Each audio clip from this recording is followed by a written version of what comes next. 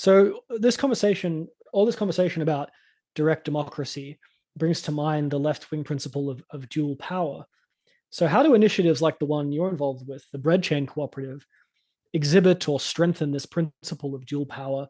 And why is this principle so important for ensuring the democratic character of these new institutions and making sure they don't end up as just kind of new bureaucratic, technocratic organizations? Yeah, sure. So, I mean, the concept of dual power is essentially this political strategy around creating institutions parallel to existing ones and taking part in both institutions, both the one that you want to completely remove and change and the one that you are trying to build and be the kind of replacement in a way. Right. So these parallel grassroots institutions, they partially compete with and partially cooperate with existing official governmental institutions. Sure, yeah. So Mhm. building dual power is building power and influence in both. Mhm. And so I think this concept is really interesting in the blockchain space because what smart contracts ultimately do, immutable, permissionless coding of money like tokens on a blockchain, is it allows you to create at least technically resilient institutions, like quasi para institutions that people can choose to take part in a way that it was like not as possible before. And so Like a trade keeping this in union, mind, trade union is the classic example of an old-fashioned dual power institution, right? sure. And so like the for me, the kind of like strategy or like thinking around like what the fuck does the left do about the crypto stuff and the blockchain stuff with a little bit of an assumption like it's going to become more and more politically important actually and more politically relevant in the coming future for better or for worse. And so it's better to respond and like take part in it rather than to ignore it. What do we do about that and where do we place ourselves? How do we position ourselves strategically? And so to me, it is essentially we need to create these kind of left wing para institutions that take advantage of the things that are good about blockchains, this immutability part, this certain parts of finance, and use that to create forms, structures that are easily able for people to take part in and experience a form of economic democracy that they otherwise do not feel in their lives. And a type of And empowerment so, in general, empowerment in their decision-making abilities, their leadership qualities, but also broader recognition sure. of their autonomy as a human person.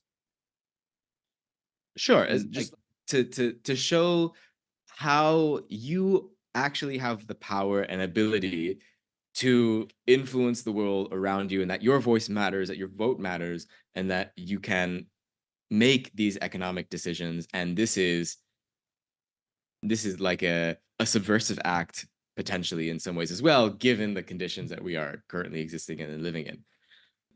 For Bread Chain Cooperative was basically this organization that was created amongst with me and a few others in the crypto leftist community, which is the online communities that I run or that I created in the beginning, and now run with a bunch of other people. Where we can talk about this for all this time, but we need to actually like build something, or else what is the point? If we Mm. think that this technology is so interesting and good, like let's do something about it. And so the question of course then has to be how do we deal with like people got to pay themselves, how do we deal with funding? Like this is kind of a big thing that we wanted to tackle a bit as a way to kickstart and start this a little bit of flywheel effect of people being able to pay themselves for the work that they're doing, and especially for work that is normally not paid or like is like good work but relies on donations that come sparingly or whatever else. And so Bread Chain Cooperative, it was meant is meant to be this network of aligned projects, a kind of federation of sorts, that all are somewhat involved, perhaps in Web3 or in the crypto space, with a post capitalist vision. So we all politically align together on various broad things. One of, like, we have four principles, and one of those principles is dual power.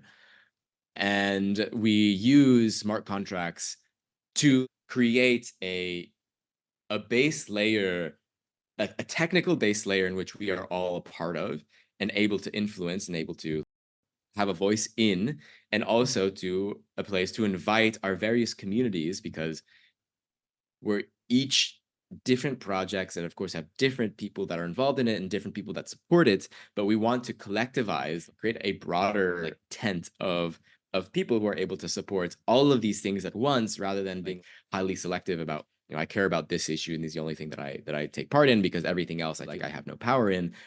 So if we can collectivize these efforts, I truly believe that we can build a more robust movement generally. And so the way that we kind of do this from a technical, like a financial technical standpoint, is we have a token called bread that you can create by giving a US dollar stable coin called XDAI, which is to a cryptocurrency whose value is tied to the value of the US dollar. Exactly, yeah. It's pegged to the dollar, so it doesn't fluctuate in price. You, as a user, give this token to the smart contract. The smart contract earns yield, or it converts that US dollar stablecoin into a yield generating asset. And you, as a user, receive back bread tokens 1 to 1. So one XDAI you give, you get one bread. And you can then use that bread like any other token on a blockchain. It's an ERC20 standard, so like the basic token standard. So you can use it. It's interoperable with all sorts of things that already exist, and you can spend it and receive it. We have a mobile wallet called Citizen Wallet that now you can use to do peer-to-peer payments, just like to your friends, like using QR codes, like you would like with Venmo or something like that. We're mixing a local currency and a credit union together. Why do I say this? That's because bread is the local currency that represents a locality, not of geographic location, but in shared values. So we're all post-capitalists. And the credit union part comes in because with your bread token, you are able to take part in a vote every month that is ongoing right now, today, based on the holdings of your bread the previous month. The next month, you can vote on how the yield that is generated in the smart contract is distributed amongst the various projects within the network. So in a normal bank, right, you put your money in, the bank takes it, and it makes investments in largely probably things that you are not morally okay with, you would rather it didn't do or didn't support, but you have to take part in the system because like you need to have a bank account and need to have a... Here we're trying to offer a way where you can put your savings in a place, you can still spend it through the bread token, and you are also able to take part in a voting system to choose to like how the yield is being generated. Whereas a bank would simply give out loans or make investments in places that you probably wouldn't like. Here we're being transparent and open and saying you have these 5 choices at the moment to split where you put your money, where the yield goes, and you get to assign a proportion of points between all 5 of them, and then that proportion is applied by your voting power to the yield, and that gets distributed based on that. And so this is in effect. So also just to add, actually, that the way that the distribution is done is similar to how a lot of cooperatives do their participatory budgeting. So 50% of the yield generated is evenly split amongst all organizations, and the other 50% is split based on the vote. So this basically, we blunt a bit the influence of basically people who have large amounts of money to an extent, but we still give them a voice, and we still need to, given the fact that we are stuck between a rock and a hard place under capitalism, is that we need capital to like enter the system. We need money to enter the system, and we need to reward people for putting their money in. We need to give them a reason to do it. And so the more money you put in, the more votes you have, but it's only at 50% increase as far as like influence. And so like to give, if you go to our blog, our latest blog was about the results of our first vote, in which one project, the core team received 56% of the vote amongst bread holders, but it only received 35% of the funding or something like that.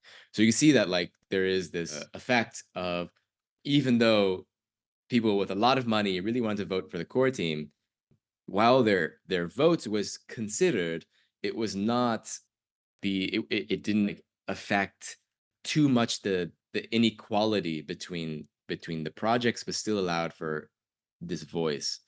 The least voted project got 5%, but they still got at least 20%, or I guess it was around 20% of the funds of the yield. So you can see like how we're kind of playing with this sweet spot, at the moment, with that where it is a place to experiment and play with. Like we don't have to be tied to 50%, 50%. We can change the ratios. We can begin to add, like now that we have this base system, we can begin to add new things or try out and experiment with other things, like modify how voting is expressed. And we are able to do this every month. Every month is a new opportunity to experiment with something else, while at the same time funding organizations that are post-capitalist, that we fundamentally politically agree with and want to see succeed, and they get another source of revenue. So it's like my message to people who are listening is they are already existing now. I can say for certain, just because mainly I'm biased because I built them, but there are existing kind of socialistic, post-capitalist economic systems that you can partake in. Alternative is being built. There's You don't have to vote no it in. amount. You don't have to speculate. Like you don't have to take part in risking your money or assets in some sort of risky, volatile. You don't have to put your money in ether at all.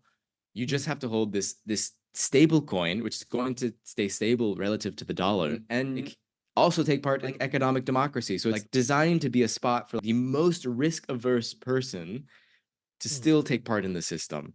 All you have to do is like have a bit of crypto, and then you're able to do it. So yeah, so like stuff.